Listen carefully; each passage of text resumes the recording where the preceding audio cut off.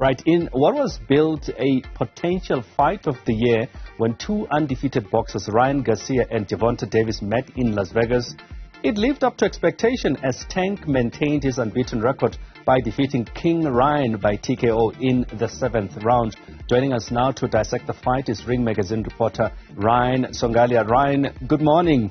And I think good morning to you. Good evening on your side, isn't it? Yeah, well, technically morning, but very early. Very early in the morning. Thank you so much for taking time to speak to us, Ryan. I mean, let me start before we dissect the fight. Many were saying that in hindsight, Garcia took the fight too early. Would you agree? It was one of those situations where Garcia would either be proven a genius or a fool. I think a lot of people will tend to think it was the latter. But any time that you make a lot of money and you don't get seriously hurt, like knocked unconscious, you know, maybe there was some wisdom there in getting paid. He's 24 years old. He can bounce back from a loss. But you could see really the gap in skill, experience, and just overall ring IQ that was telling in the end result. Let's now look into the fight itself. I thought it would have gone the shorter route either way. But Tank proved that he was the stronger of the two boxers. I mean, we saw that as early as the second round. Yeah, I think so. I think that really, nothing really happened in the first round. And Tank Davis is very experienced. He knows he has 12 rounds to work with. And by throwing only like 12, 20, 30 punches, he's able to get his work done because he limits his opponents, because at any moment he can counterpunch and end the fight with one punch. He reminds me a little of like Roy Jones in that regard, where Roy Jones didn't have to do a lot of work to get his offense going. He could do whatever he needed to do with 20 punches. So Garcia, I believe, was getting frustrated, and that's when you really saw his lack of maturity in that second round, when the only way he could create his offense was to get crazy and start throwing punches, and that's when he got counterpunched and dropped in the second round. And from that point on, Tank Davis only needed to really use his feints to keep Garcia off balance and not really sure of when it was safe to attack. And that whole time, Now, Davis is using those feints, and then he's getting in that left hand to the body and kind of we call it the pin. It's, you're just sort of taking the air out of the tire little by little. Garcia got frustrated and took another chance and got caught with a shot he never saw. Was there at any point that you thought Garcia, Tank, might have been in trouble, or was it smooth sailing for him? I think, there's always this thing where Tank Davis he does some things that make it look like he's vulnerable. And we saw this in fights like the Rolly Romero fight, where he allows the other guy to open up to do his offense, and then he kind of looks for that little opening amid the storm, and that's when he scores his big punches.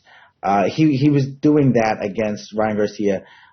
This fight looked like a lot of other Tank Davis fights, because if you really look at Tank Davis, he doesn't set up punches in his offense the way that a lot of other guys do traditionally, behind a jab and, trying to, score with the jab. What he does is he understands he only has to be right once. And at least tonight he was right twice.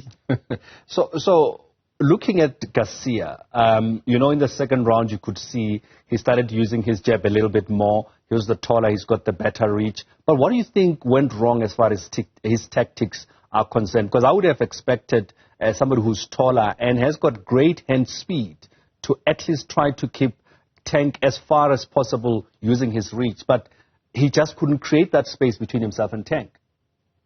Well, you're absolutely right. He looked so much bigger. But the issue is that he gave it away so easily. And I think that this goes to, when the bell rings, that's the real lie detector. If you aren't doing the things that you're supposed to be doing, not just in terms of conditioning in that camp, but really studying to improve on your weaknesses, because that's when those things are exposed. Ryan Garcia was giving up his height way too easily in a way that kind of underlines a lot of his technical or deficiencies. And Tank Davis even said it. Only thing that Ryan Garcia has is the left hook. It's that counter left hook. And that was really his money punch.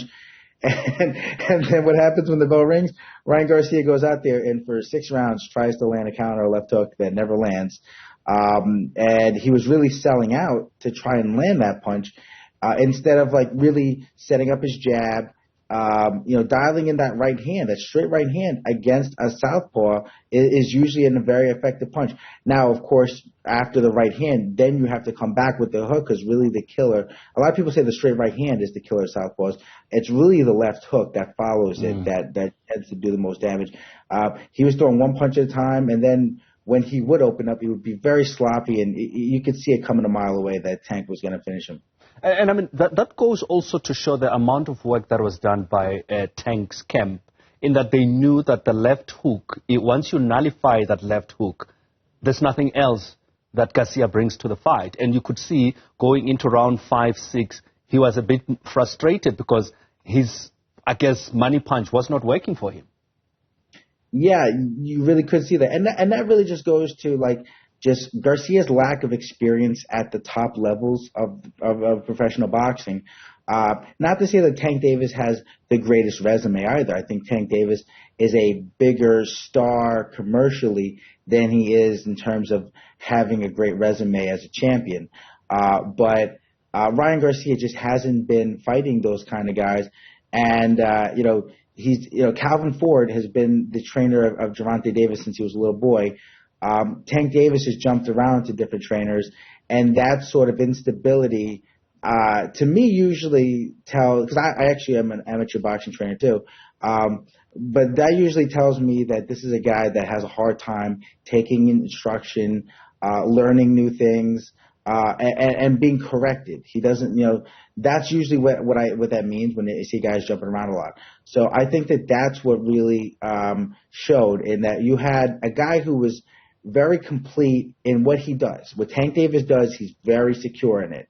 Ryan Garcia was an incomplete professional, and that showed up when he threw a wide right hand and then didn't bring that elbow back and got caught with a left hook to the body that you never saw coming. And just on that, I didn't expect a body shot to be the end of this fight, and I was actually surprised that when that punch lands as beautiful as it did, and the delayed reaction, not too many boxers can. Were you not surprised, or were you, just by the body shot? Because I would have thought it could have been maybe a combination of sorts, even as much as both boxers are hard hitters.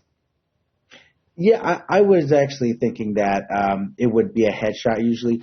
Tank Davis, you don't really think of him as a serious body puncher. Even though he's a shorter fighter, those are usually the fighters that are able to get on the inside and get a lot of good work done to the body.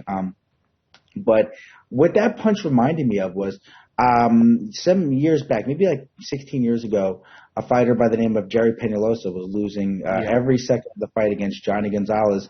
And then he threw the same southpaw counter left hook to the rib cage of Johnny Gonzalez, who was a much taller boxer. And Johnny Gonzalez never saw that punch coming, and that produced a title-changing knockout. This was very similar to that, I would say. Boxing, you see a lot of unexpected things, but I think there are some people that cashed in some prop bets there that had some pretty wide odds there, because if there was going to be a body shot knockout, I think people would have thought it would have came from Ryan Garcia, who is thought of as being more of a body puncher than Tank Davis is. Ryan, we're out of time, but thank you so much for always making time to speak to us. Appreciate your time and your insights. My pleasure. Greetings to South Africa. Right, that's Ryan Songalia, who is an amateur trainer in his own right, but also a sports reporter, more appropriately a boxing reporter at Ring Magazine. Just looking at that fight. It was billed as the fight of the year. Did it live up to expectation?